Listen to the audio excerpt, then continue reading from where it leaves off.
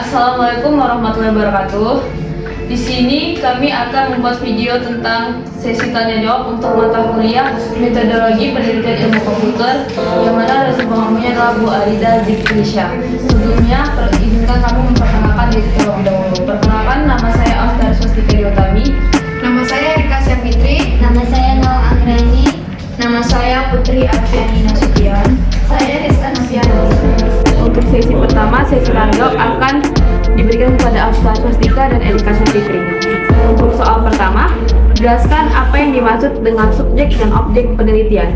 Baik, saya akan menjawab pertanyaan dari Aftari, yang mana subjek penelitian berarti membahas siapa atau apa yang bisa memberikan informasi atau data untuk memenuhi topik penelitian kepada kita, atau pihak-pihak yang dijadikan sebagai sampel dalam sebuah penelitian.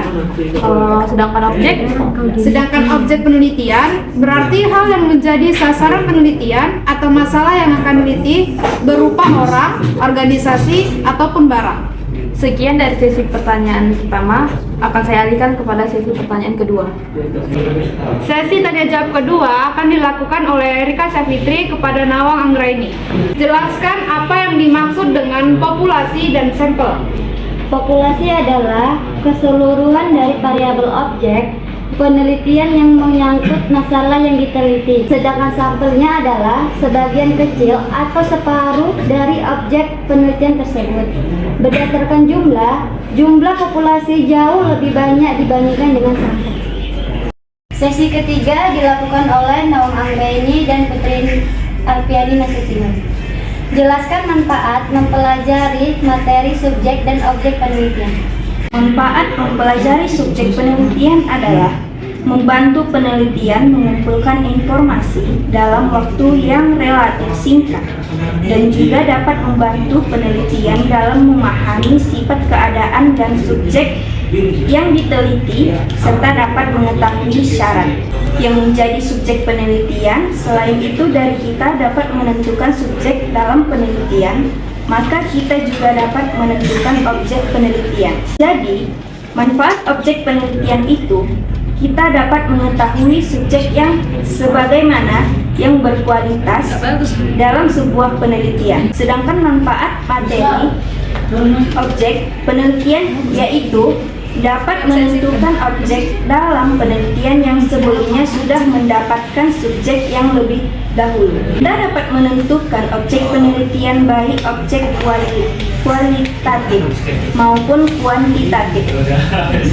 Jadi kita sangat perlu sekali memahami objek dalam penelitian, karena objek merupakan sarana utama yang dijadikan sebuah penelitian. Sesi keempat akan dilakukan oleh Putri Arfiani Nasution bersama Rizka Novianti.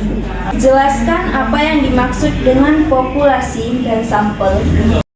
Populasi adalah keseluruhan dari variabel objek peneliti yang menyangkut masalah yang diteliti. Sedangkan Sampel adalah sebagian kecil atau separuh dari objek penelitian tersebut. Berdasarkan jumlah populasi jauh lebih banyak dibandingkan dengan sampel. Sesi kelima akan dilakukan oleh Rizka Novianti dan Aftari Swastika Diotami. Jelaskan alasan-alasan menggunakan sampel. Alasan penarikan sampel dilakukan karena sering tidak mungkin peneliti mengamati segenap anggota dari populasi yang relatif besar jumlahnya, ataupun suku persatuannya diamati. Misalkan, tidak mungkin peneliti mencicipi buah rambutan sebanyak 1 truk yang akan diteliti. Akan tetapi, syarat utama pengambilan sampel itu mewakili populasinya, misalnya seperti ukuran populasi atau ada yang sangat besar bahkan tak terhingga. Yang kedua, waktu dan tenaga dan biaya. Sesi keenam akan dilakukan oleh Aftari Swastika dan Erika Syafitri. Jelaskan jenis-jenis teknik probabilitas sampling. Baik, saya akan menjawab pertanyaan dari Aftari. Jenis probabilitas sampling adalah yang pertama, simple random sampling atau SRS, merupakan metode probabilitas sampling yang paling umum untuk digunakan oleh peneliti karena tidak memerlukan informasi apapun terkait dengan kerangka survei selain daftar unit lengkap dan info kontak. Yang kedua, systematic sampling. Jenis ini dapat disamakan dengan deret aritmatika karena menggunakan interval tertentu dan terlihat lebih sistematis dari SRS. Yang ketiga, ada stratified sampling. Pada jenis ini, peneliti akan mengelompokkan sampel dalam kelompok eksklusif. Nantinya setiap tingkat akan diambil sampel independen. Sementara pengelompokan sampel dapat didasarkan oleh beberapa variabel seperti jenis kelamin, usia, hobi, provinsi, hingga pendapatan.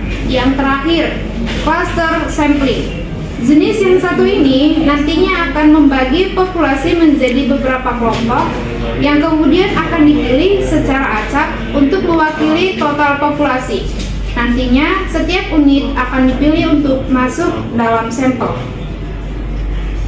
Sesi ketujuh yang akan dilakukan oleh Erika Septitri kepada Nawang Anggreni, yang mana pertanyaannya adalah jelaskan bagaimana cara untuk merumuskan metodologi penelitian. Cara merumuskan metodologi penelitian adalah yang pertama, mengidentifikasi masalah dan merumuskan. Yang kedua, menyusun kerangka pemikiran. Yang ketiga, merumuskan hipotesis. Yang keempat, menguji hipotesis. Dan yang kelima, menarik kesimpulan. Saya akan melanjutkan pertanyaan dari Erika Sapitri. Jelaskan mengenai teknik sampling berikut. Systematic sampling adalah teknik penentuan sampel berdasarkan urutan dari anggota populasi yang telah diberikan nomor urut. Jelaskan dari purposive sampling.